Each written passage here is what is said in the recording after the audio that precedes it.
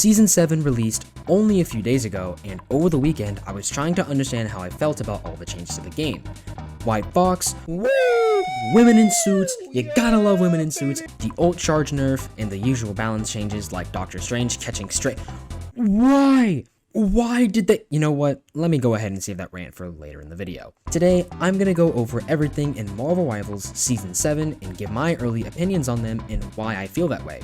I'm aware my opinions might change later, but over these past few days, so much has happened with the community and gameplay that I needed to cover it. And with that, here are my thoughts on Season 7.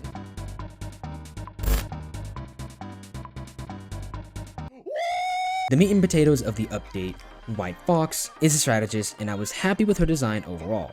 But while playing her and seeing teammates play her, I feel like she's not healing me. And I feel like I'm not getting a lot of heals. Oh, that's why, because her primary fire sucks balls. The rest of her kit is fine, kinda. But it's very apparent that she's not the typical healer, which isn't bad. And I cannot make it clearer, I do not hate White Fox because she can't heal like Rocket. However, what I am saying is that she is not great for double support. This healer is definitely way better suited for pinging the Thor in the backline while none of the 3 DPS players peel. Go White Fox, help your healers, it's great, brawl them, put them away, do what you need to do.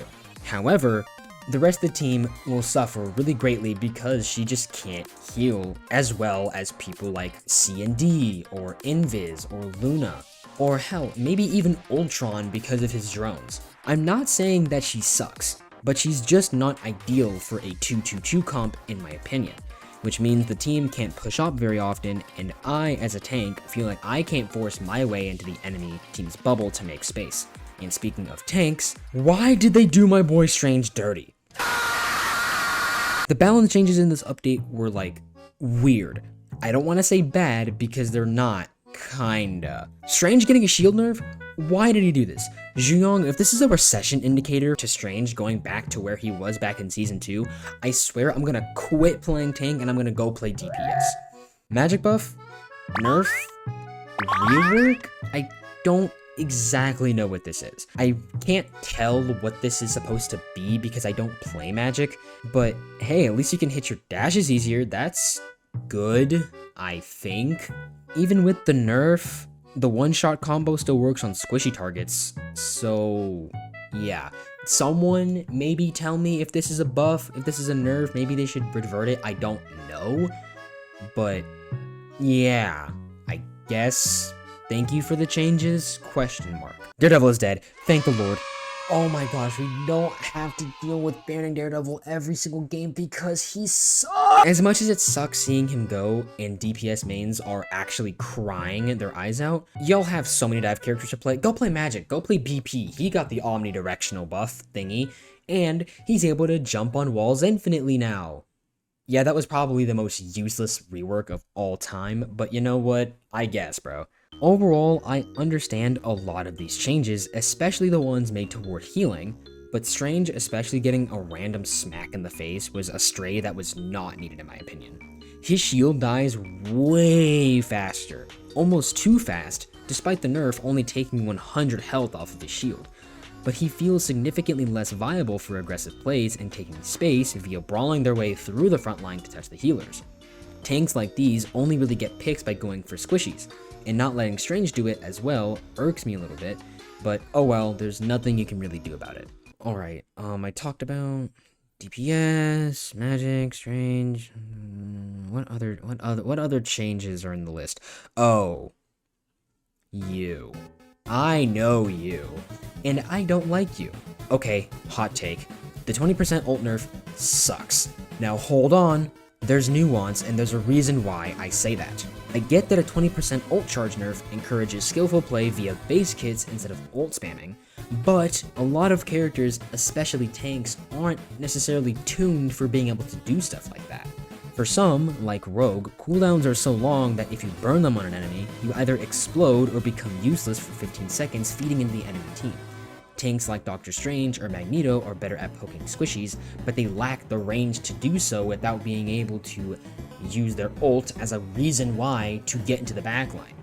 So if there's a Jeff sitting in the back, or if there's lots of poke characters, they can't do anything, because the tanks that are right in front of them protecting their team are just going to make it so that you can't do that. And most shield tank mains, or rather tank mains in general, know that brawling with the tanks head on doesn't do anything. Your healers are going to heal you constantly, and their tanks are going to get healed by their healers constantly, and then nothing gets done and everyone's just feeding. Many heroes relied heavily on ultimates, and with them coming up less often, they're just not as strong overall. Not to mention, dive heroes struggle even more.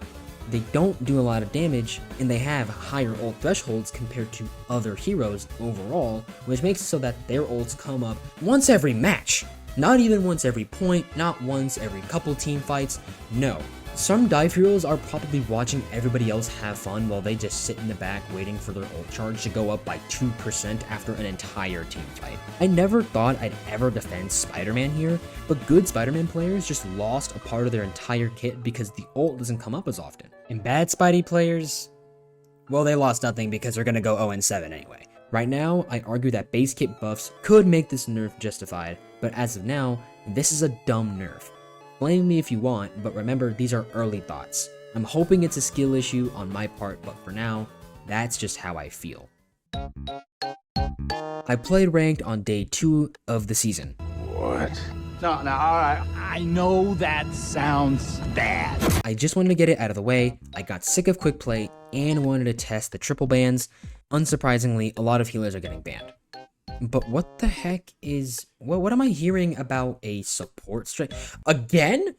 A support strike again? What are we doing?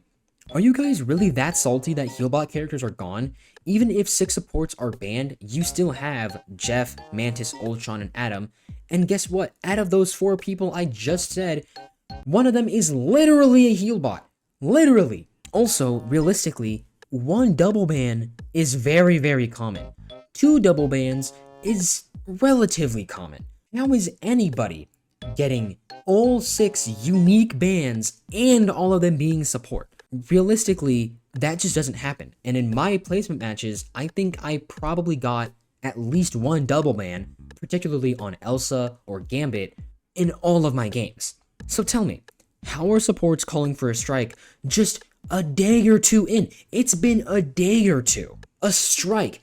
You're telling me that let's go ahead and make the game less fun for everybody else just because you don't get to play and one-trick your character.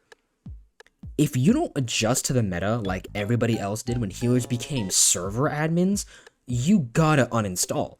You can't one-trick C&D every single season now. It's been a year, you can learn somebody else.